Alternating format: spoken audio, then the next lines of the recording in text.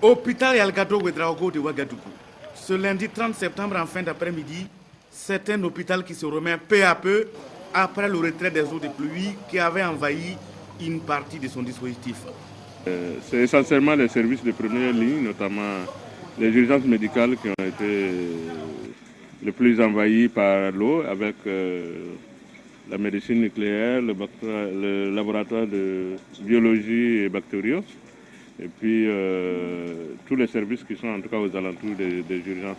On m'a signalé un microscope qui s'est brisé, enfin qui est tombé au niveau du laboratoire de biologie et bactériaux.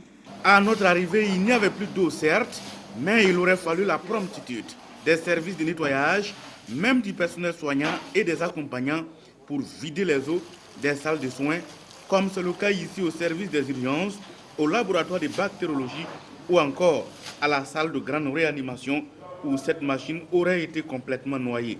Malheureusement, on se retrouve dans la même situation que les années précédentes. Bon, nous espérons qu'on va attendre après-demain pour mettre les appareils en marche. Nous espérons qu'il n'y aura pas beaucoup de dégâts. Ça, là, c'est le problème. On a vécu ça mal en tout cas. En tout cas, les malades là sont couchés dans le lot là. C'est pas bon. Ah, on a eu chaud. On a eu peur. Parce qu'on a pensé le 1er septembre. Ah, l'eau, c'était beaucoup. Comme la pluie est venue, nous on était là, les premières portes ont commencé à rentrer. Nous on a parti fermer les deuxièmes portes. Quand l'eau est venue, nous on a ouvert les deuxièmes portes et puis on a pu prendre la tête pour pousser de l'eau un peu pour sortir.